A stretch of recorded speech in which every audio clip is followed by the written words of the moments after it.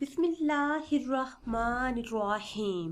ناظرین و سامعین، ایک نئی ویڈیو کے ساتھ آپ کی خدمت میں حاضر ہیں اور امید کرتے ہیں کہ آپ سب اللہ کے فضل و کرم سے خیریت سے ہوں گے۔ آج کی اس خاص ویڈیو میں ماہ رجب المرجب کا بہت ہی بابرکت اور خاص عمل آپ کے ساتھ شیئر کروں گی۔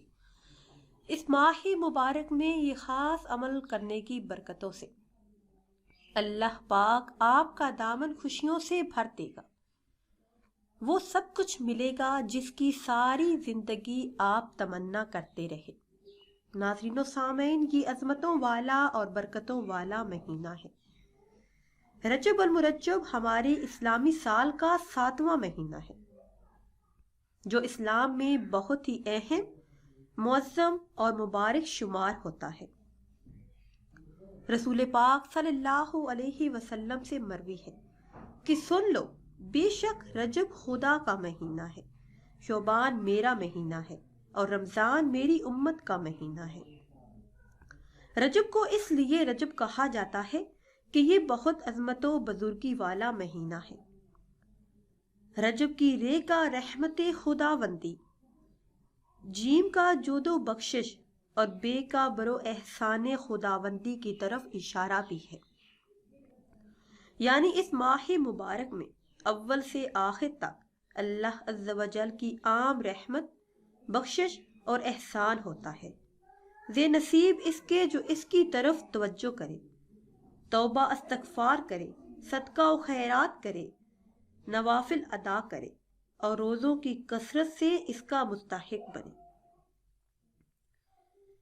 حضور نبی کریم صلی اللہ علیہ وسلم جب رجب کا مبارک مہینہ آتا تو دعا کرتے، اے اللہ، ہمارے لیے رجب اور شعبان میں برکت فرما اور ہمیں رمضان تک پہنچا۔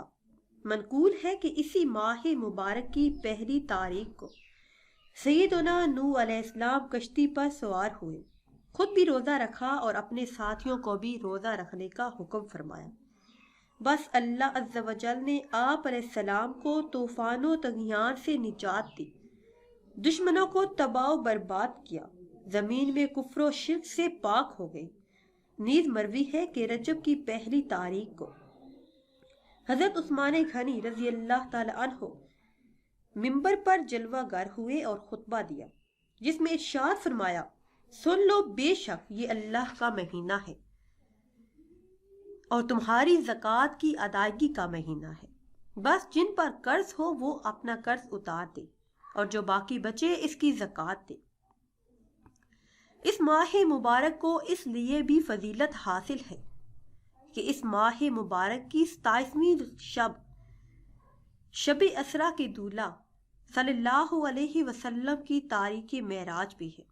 بالخصوص 27ویں رات کو نوافل ادا کریں اور 27 رجب کو روزہ رکھنے کی کوشش بھی کرنی چاہیے۔ ناظرین و سامعین، اب میں آپ کو وہ خاص عمل بتاتی ہوں جو 3 رجب المرجب کو آپ نے کرنا ہے۔ اس ماہ مبارک میں کسی بھی دن آپ اس خاص عمل کو کر لیں، اس کی برکتیں آپ اپنی آنکھوں سے دیکھیں گے۔ اس عمل کی فضیلت سے، اس عمل کی برکات سے آپ کے گھر میں خوشیاں آئیں گی، رحمتوں کا نزول ہوگا، ہر وہ حاجت، ہر وہ مراد پوری ہوگی جو کہ آپ کے سینے میں ہے۔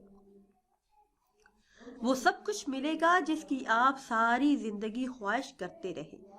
ہر قسم کی جائز حاجات اللہ عز و جل پوری کر دے گا۔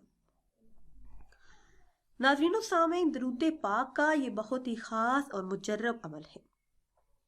درود تنجینہ کے خاص فضائل بھی آپ کے ساتھ شیئر کروں گی، مگر اس سے پہلے آپ سب سے ایک چھوٹی سی گزارش ہے کہ اگر ابھی تک آپ نے ہمارے چینل کو سبسکرائب نہیں کیا اور چینل پر نئے ہیں تو چینل کو سبسکرائب کر لیں اور ساتھ لگے بیل کے آئیکن کو بھی پریس کریں تاکہ ہر نئی آنے والی ویڈیو سب سے پہلے آپ تک پہنچ سکے۔ اور اگر آپ کسی خواب کی تعبیر جاننا چاہتے ہیں، کوئی عمل، کوئی ورد، کوئی وظیفہ پوچھنا چاہتے ہیں تو وہ آپ کمنٹس کے ذریعے ہم سے پوچھ سکتے ہیں۔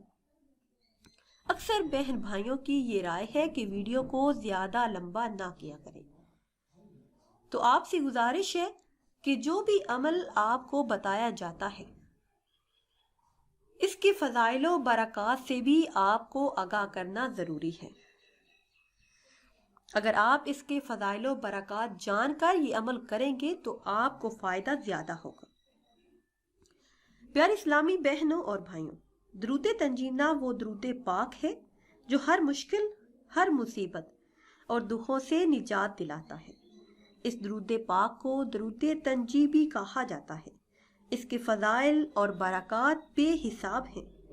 بزرگان دین کا آزمایا ہوا خاص درود پاک ہے۔ حضور غوث اعظم رحمت اللہ علیہ نے فرمایا کہ اگر کوئی شخص بہت بڑی مشکل میں ہو اور اس نے باوضو اس درود پاک کو پڑھنا شروع کیا تو اس کی مشکلات بہت ہی جلد آسان ہو گئیں۔ جو کوئی انسان اس درود پاک کو قبلہ رو بیٹھ کر ادب و احترام کے ساتھ ہر روز بلا ناغہ 300 مرتبہ پڑھے گا تو اللہ کے فضل و کرم سے اس کی سخت ترین مشکل حل ہو جائے گی۔ اس درود پاک کو پڑھنے والا اپنی مراد پا لیتا ہے۔ اس درود پاک کو پڑھنے کا بہت ہی زیادہ اجر و ثواب ہے۔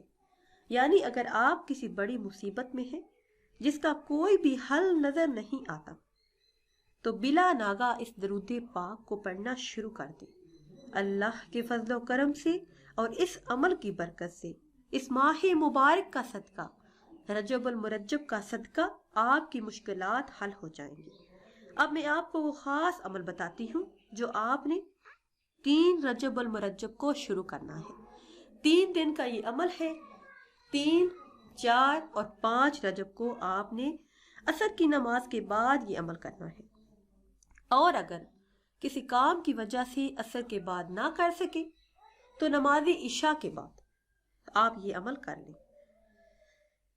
نماز عصر یا پھر نماز عشاء کے بعد وہی جائے نماز پر بیٹھے رہیں۔